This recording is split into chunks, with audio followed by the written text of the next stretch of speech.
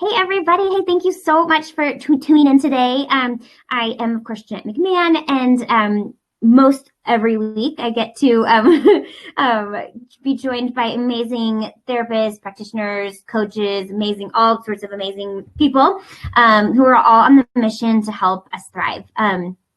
So I'm so excited to be here today with Sherry Hess.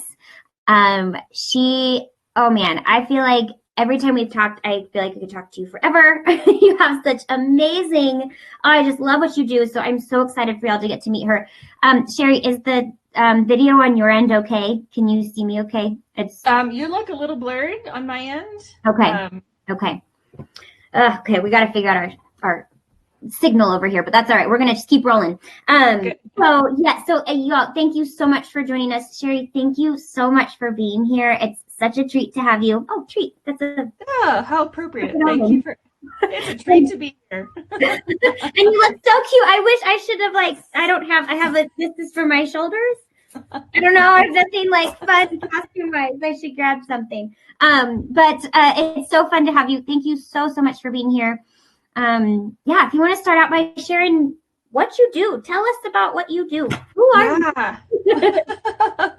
Thank you. And this Halloween thing was very improv for me. I kind of woke up, just kind of feeling cranky, and I was like, it's Halloween. I can be as witchy as I want. So you sure can. With it, and it helps my mood. So it's awesome. I love it. Any day. You can do it any day.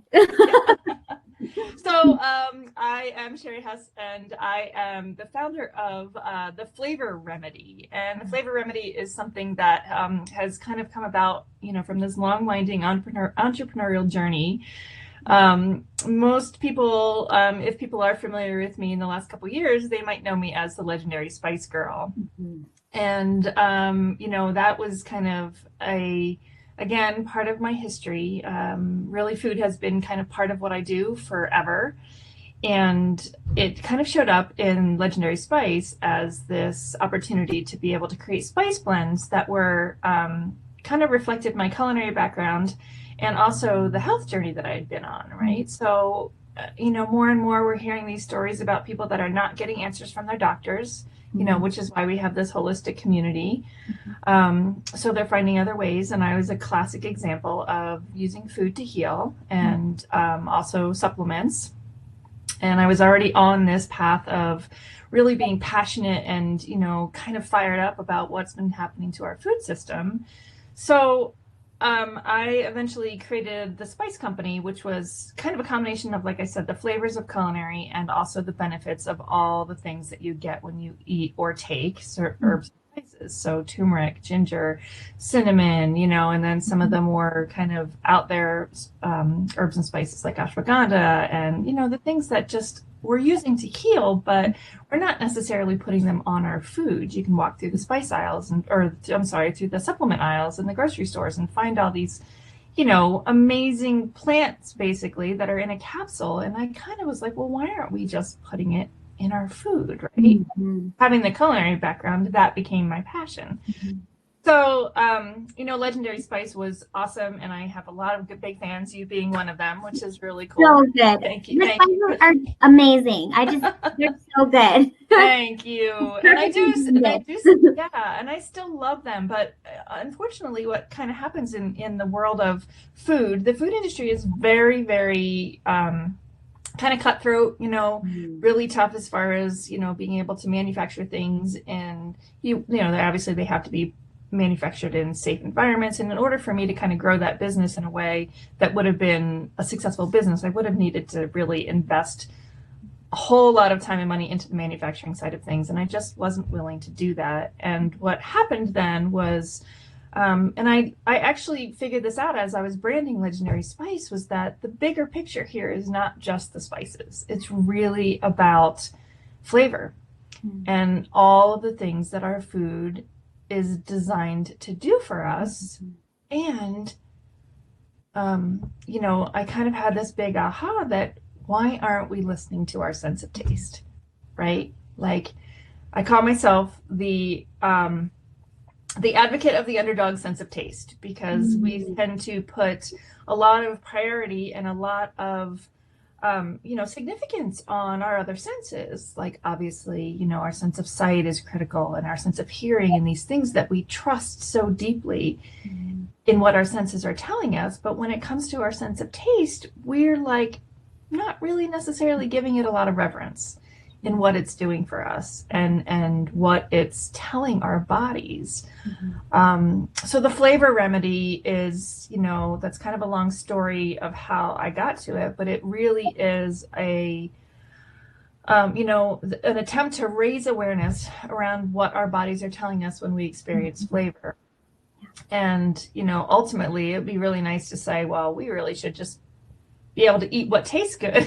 And of course, do that because of all of the things that has happened to our food. And there's a lot of science, food science, around not only the manipulation of how our food has been grown and raised, but also in the process of that, food has become less flavorful. And in the wellness communities, we hear a lot of people talking about how food doesn't have the same nutrition that it used to, right? It doesn't have the same nutrients. You can't just eat vegetables and have it be enough anymore. People are suggesting supplements. They're suggesting more minerals, more vitamins, additional things that we need to stay healthy, right? And for good reason, because of what's happened to our food. But my, the perspective that I really kind of want to bring to this is, well, the food doesn't taste good anymore. The food doesn't have the minerals anymore because the soils are depleted. And, ultimately, I feel like if we can get the flavor back up, that means the nutrients are back up. And then we're also, kind of fixing the soils at the same time. So I got big, visions for what I love do in the world. But really, it comes down to we aren't trusting our bodies. We're not listening to our bodies, and we're not really giving enough reverence to the flavors that our bodies experience. So starting the conversations around salty, sweet, sour, bitter, and umami, which are the 5 kind of basic flavors that we experience, is kind of where I'm going with this, and talking about the nutrition that should be behind that, and the flavor, what the flavors are doing, and what they represent when you eat them. Yeah, well, I love that when you speak about like not giving reverence to taste. I do feel like because of like what you're mentioning, like our foods, the quality of our food essentially these days, and all the processed foods and all of the is it synthetic? I don't know if that's the right word. Synthetic flavors and all these things. Like it's I usually use Oh, sorry. Sorry, I'm sorry, I cut you off. No, you did. Usually use I kind of generalize it all as manufactured flavors because, part of what has happened in the food industry is, we put the red flag up about artificial flavors, right? So we all don't want to consume artificial flavors now. So now they call everything natural flavors, where natural flavors are still manufactured flavors. It's not like they're sweetening it with real vanilla, with real fruit juices, unless it says it in the ingredients or anything like that. It's all still a manufactured flavor. It's just manufactured from a food instead of manufactured from pure chemicals. So it's still not true to what it should be.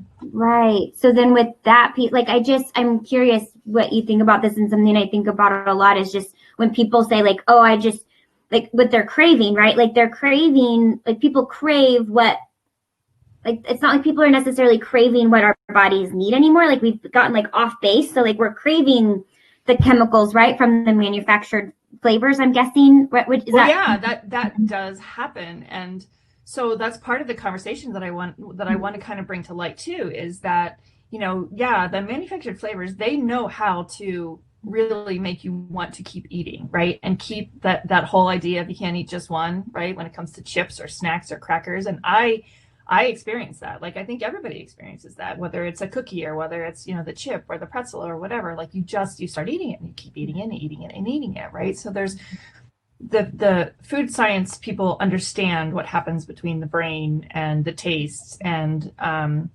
the conversations that I really want to bring around cravings is, kind of twofold. One is that when we have cravings, our bodies are telling us something, right? It might not be the right thing, but we have to ask why, right? So in the case of those snacks and those things that are, kind of keep you going back for more, we have to start with, why are we reaching for it?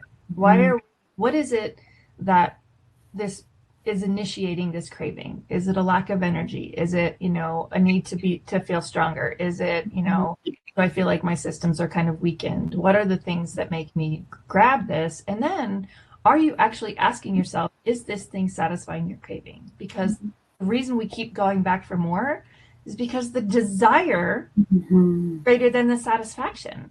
So what's actually happening when, is you're never getting satisfied because there's no nutrition in it. Right. Sweet, and you're just eating sugar that doesn't have all the other nutrients and the bitter flavors and the sour flavors and the other things that should come packaged in a sweet thing naturally. Your body's never satisfied. So you just keep reaching and reaching and reaching. And of course, there's emotional aspects to eating. There's cultural aspects to eating. There's so much to it. But, for me, elevating the conversation around flavor it's critical. And it's personal, right? So it's what's right for you as opposed to what's right for the person next to you and all the people listening to this interview, right? Like, part of what I love about this messaging is that you can choose whatever diet path you want. If you feel like the trend of vegan or paleo or keto or whatever it is that you feel works for your body, flavor still is relevant. Flavor is always what we choose, right? We always guided to eat by flavor. That'll never change. So if we're not paying attention to, are those flavors actually indicating what the nutrition is? I mean, we're born with these instincts, right? We're born with this messaging, and we're just like, whatever, it doesn't matter. Right. Trying to change that. Yeah, it's so interesting too, though, when you talk about that piece, because I hear people all the time, like, I mean, anyone who knows me knows that I have nutrition is a huge passion of mine, and food cures and nutrition related to mental health, like all of it is such a huge passion. But it's so interesting because I hear people, I mean, there's such a language around healthy eating and like, oh, like it doesn't taste good or, like, so like, yeah, I'm curious, like, what do you think about, like, what would your answer be to that? If someone's like, oh, healthy food doesn't taste good. Yeah. Oh, I mean, it's another reason why I'm doing what I'm doing because there's so much wrapped up in that statement, right? So part of it is what we already talked about, the fact that like vegetables and carrots and, things that are being grown, even if they're organic, they're being grown in, soils that are depleted of the minerals and everything. They might not have the pesticides and everything on it, but so vegetables don't taste the same. Even the meats like chicken and, everything's been grown and modified to meet our demands of shipping it across the country and making sure it's shelf stable and making sure that the tomato that's grown in California gets across, to New Jersey and it's still not bruised and covered in wax and shiny, right? Like, we're just not even thinking about the source and the reason why those things don't taste good. So that's part of it. The other part of it is that I think there's a lot of misinformation around sweetness in general. I mean, we're dealing with this kind of crisis of, again, the processed foods, the available sugars, sweetness being kind of like this only known flavor that people know. Pretty much, you talk about flavor now, people just know salty and sweet. They don't even understand how to find sour, how to look for bitter, why that even matters, So the relevance of what people are experiencing is very shallow. They're not that bitter flavors can be this really fun thing that you're experiencing, or that a little bit of sourness can make you not want all that salt on your livening up your taste buds can make a big difference. So to that answer of healthy food not tasting good, like, I would have proved that wrong, like in every way. Spices and herbs are a big part of making it really easy to make healthy food taste good, because we are dealing with, kind of these flat flavors in what's happened to our food. So it's a I don't know if I want to say myth, because, I don't want to not validate how people feel about what they're eating, but they also don't know the options that are out there and don't understand, how they can make food taste good. Yeah, right. And the healing properties of it, right? I remember when I had the honor, I don't know, whatever. I got to hear you speak at our Sherry and I are both in a women's networking group, and that's how I got to meet Sherry. And she spoke. It's almost a year ago now. Yeah, it is almost a year ago. I loved your talk. I mean, every single month we have a speaker. We have amazing speakers, but yours just it stands out to me. Oh, thank you. And I remember you speaking about, and I hope I don't butcher this, because I remember you handing out this really cool. It was like a bookmark of the different Tate flavors. Is that the right word? Yes. Yeah. Okay. I make sure I'm using the right words. And I remember you, because like when I feel like too, and I hope I'm not like derailing this. I'm curious. As you're talking about this piece, like when we are flavoring our foods, and like there is this push I feel sometimes around. Like I hear people say all the time, like, oh well, I can't. Like they think salt is bad for them, or like because of this whole sodium thing, because all the processed foods full of sodium. So that's right. I mean, exactly. Like, good, but like. Also, I loved how you talked about that piece of like that whole, like you said, like I remember you talking about bitter and like how you were just touching on that too, and just how when you're using like a perfect balance of all of them, like that it tastes. I mean, it's like that's how we're designed to be. I'm sorry, I'm completely butchering this, but am I like, do you know what I'm talking about? Yes, I think I know. So I think what you're referring to is, the 5 flavors. So salty, sweet, sour, bitter, and umami. And you can go deeper. There are more flavors if you go into Ayurveda or traditional Chinese medicine. So, that is cool wisdom to bring in. But just for now, the 5. So yeah, so sweetness is really, something that you look for when you need energy. And sour is something that supports your digestive system. It's the presence of acidity. Salty is really more than, like you said, just the sodium. The flavors of salt, and the reason we crave it is because of more than just the sodium. Like it's all minerals.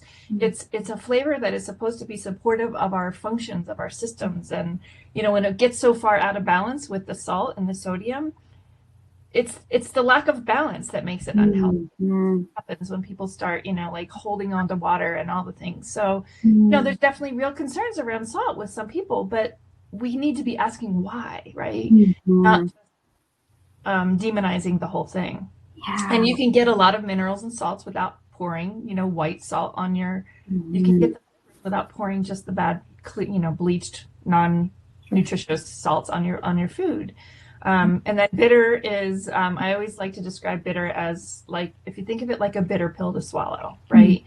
So medicine itself, if you think of it, spoonful of sugar, like Mary Poppins says, makes the medicine go down, which is another great phrase, because when you have bitter, you can balance it with other flavors, so it's not so off-putting. But what bitter does is it detoxifies. It's like medicine for your body.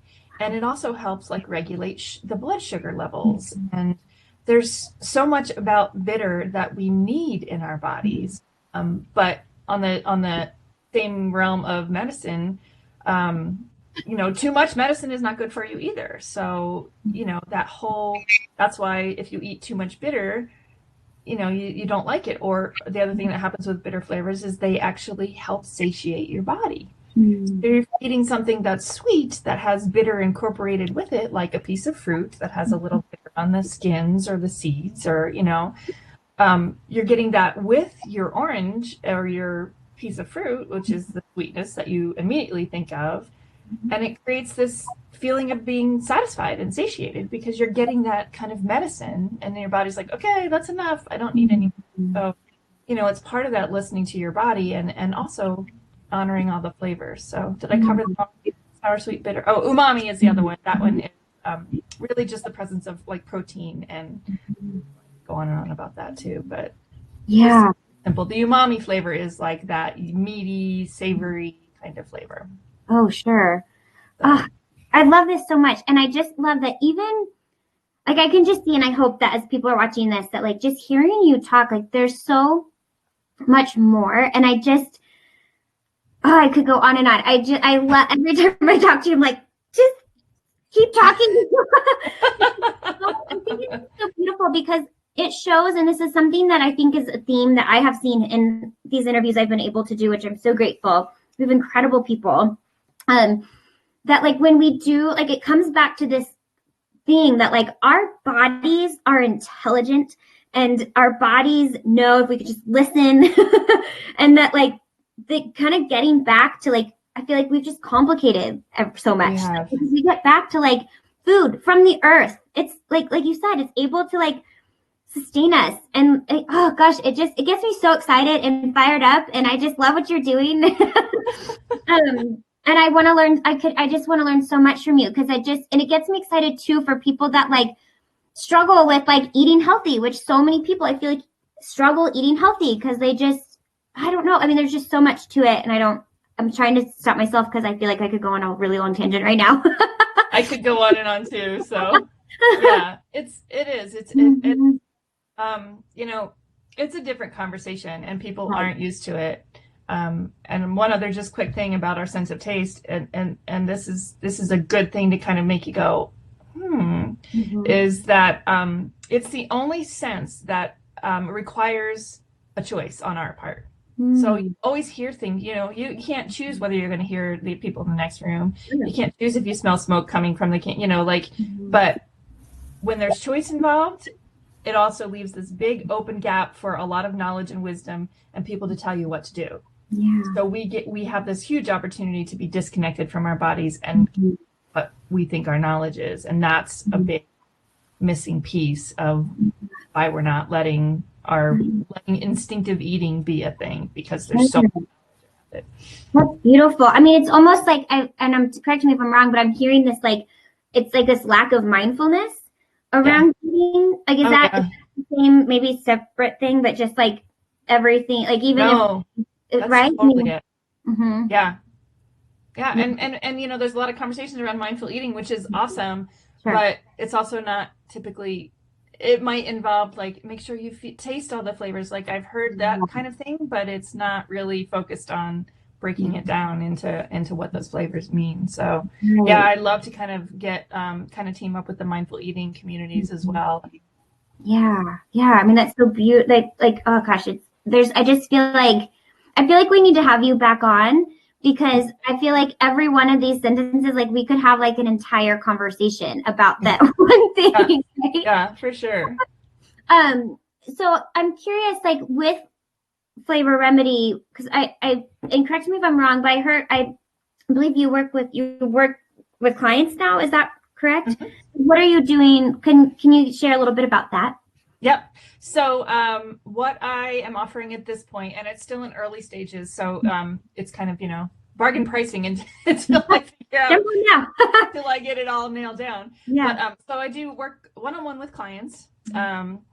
And so that kind of looks like a 7-week program. It doesn't have to be right exactly out a week. You know, I work around people's schedules and stuff, but it's sessions that are built around, you know, focusing on those 5 flavors. And then we dive deep into, you know, kind of like the culture, your stories around food and everything.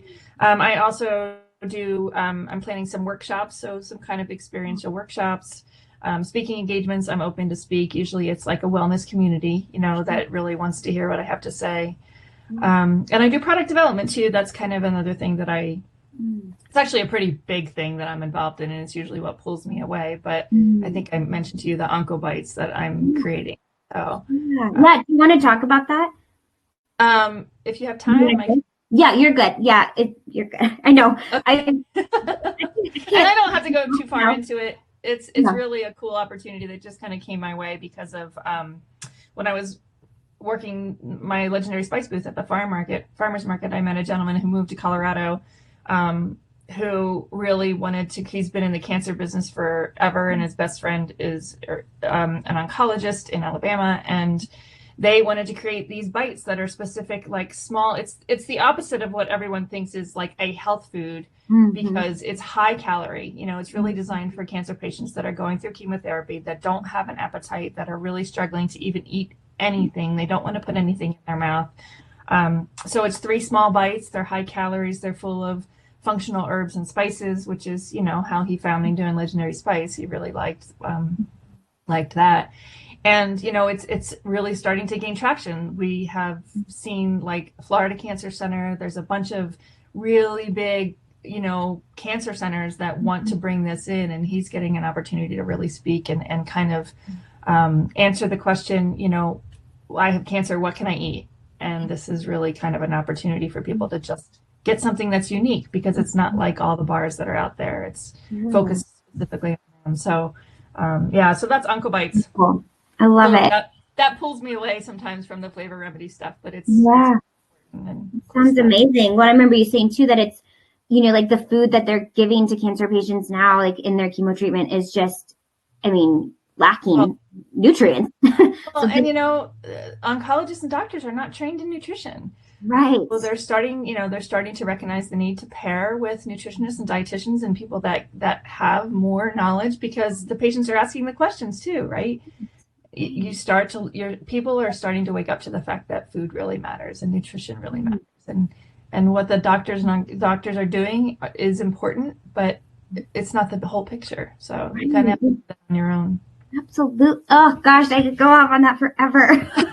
Me too. Yes. Oh, yes. I'm glad that it's so funny, because it's like there's this trend now of like, people talk more about healthy eating, and we can tell when like these companies that make terrible food are like, trying to market it to be healthier. Like, hello, we've been doing this for like thousands of years. Like, this isn't like new information, but it's a good trend. So whatever right. it takes, right? Right. Yeah. And there's so many trends. I mean, the trends of dieting, that's another reason why I'm so focused on this instinctive eating with flavor, because I don't know how to navigate all the trends either. I've tried everything, and like none of it feels in alignment. So it's really been this personal mission, right? Like, talk about the thriving thing. That's what I see as thriving. As me finding a way to eat instinctively, right? And you're always going to make choices and bad choices and eat things that, I don't know, you revert to what you know and what you're comfortable with. And then when you listen to your body and your body's like, I'm not digging this, right. then you have a choice and you have an awareness, and you can say, so I want to thrive knowing how to best fuel my body, and to do it in a trusting way without having to listen to all the noise and the trends. Yeah. Oh, that's so beautiful. And I'm sorry, when you're saying that too, it's making me think too about like the craving piece again. Like, I see people craving junk, but like when you say like listen to your body, but then we're getting these, like, would you say that would be like headaches or other symptoms that are, it's like your body, no, this is not food, and this isn't, or like, right. Not being able to concentrate, or whatever, like acne, like all sorts of things that could be your body saying like, hey, hello, like eat real food. Yeah. All the things that we just kind of decided are, it's just normal that I have all this gas. Oh, it's just normal that my stomach's rumbling all the time. Oh, it's just normal. I get these headaches. All the things you just said, brain fog, I can't focus, I don't have energy. Like, it's all your body saying, give me real food. Yes. And all the allergies, right? The allergies, and autoimmune issues, and ideally, I think the people that will most likely be the clients that come to me the most are the people that are seeing that, first of all, that they have to rely on food and nutrition to get better, that their doctors are not enough, and secondly, that chances are they've had to eliminate some of their favorite foods from their diets, and that's hard. There's a grieving process in that, especially when you don't, if you don't know how to cook or even what whole foods are, right? So I don't teach people to cook. I have lots of friends that I can direct or help with, but understanding the flavor and really the nutrition that should be behind it, I hopefully will create more long-term success, right? Right. You can always trust flavor, and you can always trust things that are going to point you in a direction that's joyful and delicious. Then you're going to stick with it longer. Absolutely. And you're just going to feel good, right? Like your body's just like, yes, thank you. This is what I've been asking for. Yeah. Oh, that's beautiful. It's something that it's so interesting, because I feel like that's another thing that comes up a lot, and something that like with my counseling clients that I see that like I'm constantly asking, and something I'm not saying I'm an expert in, I'm trying to work on that. I'm always trying to work on that myself, really listening to my body, because our bodies are just so freaking amazing. Like, it's incredible. Like we're able to like message, to like bring it. I don't want to skew from like this topic of flavor, but even like within the mental health realm, like I always say, like depression is not a Prozac deficiency. Like depression is like your body's message that something is out of balance here. And so like, if we could just all like listen to our bodies more, like it's just amazing, and use that. Like we're taught to not do that, right? We're taught to like, oh no, I'm like, don't feel like, don't know, like just take a Tylenol for the headache, or like whatever. I'm going off. I'm getting on a tangent. That's okay. It's all relevant, and yeah, Yeah. I totally. It's really listening to our bodies is a big piece that's missing. Yeah. And like I said, I think the food thing it has a lot to do with the fact that we have this big gap of choice, right? Of what we're putting in, and this big gap in that choice is all of this opportunity to be sold to be marketed to be, given professional slash not professional slash whatever, advice. There's so many things we have to filter through. Right. If you're not listening to your body, you're just going to keep moving from one thing to the next. Right. Well, sure. Well, and like when and I'm sorry, I hope this doesn't, I can hear my husband just walked in the door and I need him to get off Wi-Fi so our connection is better. um,